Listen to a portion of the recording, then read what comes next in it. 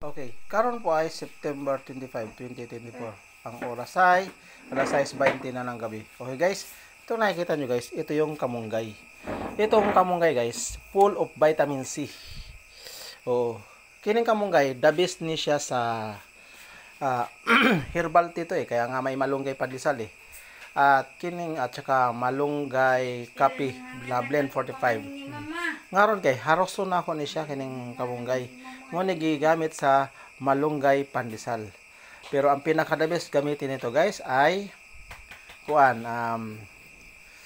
utano ni siya sa bawon kay kanang mga tao na matigas ang dumi, palalambutin itong malunggay guys. Maniwala kay sa akin dahil may almoranas ako.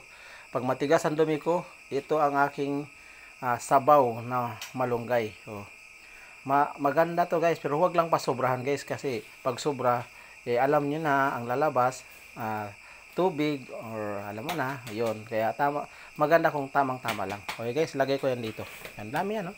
Yan, tinanim ko yan sa aking bakuran. Okay? So, yan. Halos na tayo. Pwede din to siyang parang malunggay. Haruson ba? Na ni mo? Na guys, na ako na.